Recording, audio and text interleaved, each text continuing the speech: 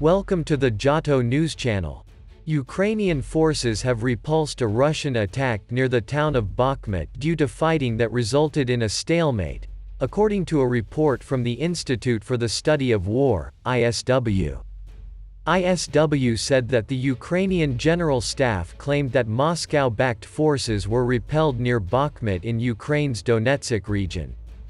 The report said attacks on towns and villages within 13 miles of the city had been pushed back, citing Russian blogs written by military service members or milbloggers.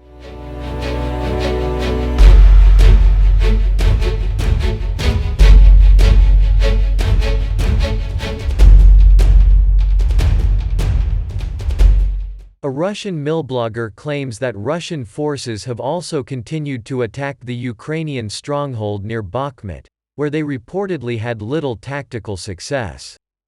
Another Russian milblogger claims that Russian troops have not yet taken Opythna and are unlikely to launch a full-fledged offensive against Bakhmut in the near future due to the possible high costs involved, ISW said in its latest assessment. ISW also said that Russian troops have conducted offensive operations in the city area. Avdiivka Donetsk today. Meanwhile, Ukrainian officials said they were repelling a Russian attack southwest of Avdiivka, with one Russian blogger describing the fighting as a sluggish meat grinder. Russian President Vladimir Putin also risks losing the support of proxy leaders in the Donetsk region after troops were unable to push Ukrainian soldiers away from the artillery range of Donetsk city, according to the ISW report. A Russian army veteran and former defense minister of the self-proclaimed Donetsk People's Republic was among those who directly criticized the Russian leader. According to ISW, Gherkin was particularly critical of Putin's December 9 statement, which described the progress of the special military operation as steady.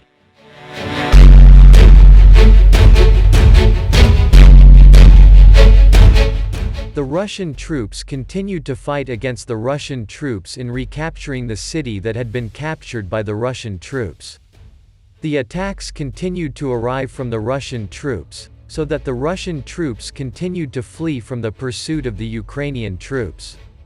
According to information from Jato News, Ukrainian troops managed to seize their own territory and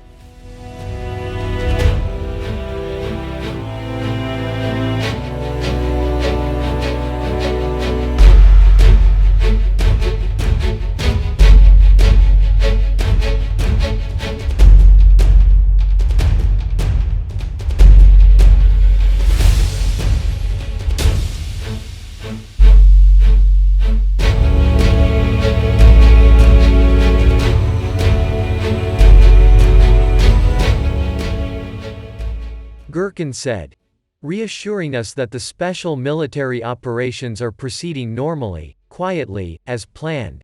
However, this time he did not add anything about ahead of schedule.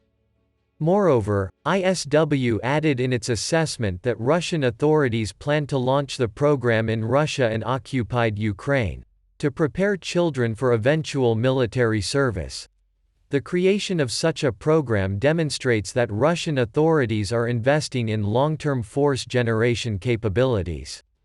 A Russian anti-mobilization news outlet reported on December 9 that Russian authorities plan to opening military training centers in 10 regions of Russia to provide children from the ages of 14 to 18 with military sports training and patriotic education. He continued. Russia's Deputy Prime Minister and Presidential Envoy to the Far Eastern Federal District Yuri Trutnev announced that the centers will exist because every Russian child should be able to defend their motherland, and so that Russian soldiers fighting in Ukraine can return home alive. Trutnev projects a pilot program by 2023 would enroll 45,000 school children, though ISW said it was unclear how Russian authorities planned to incentivize the scheme.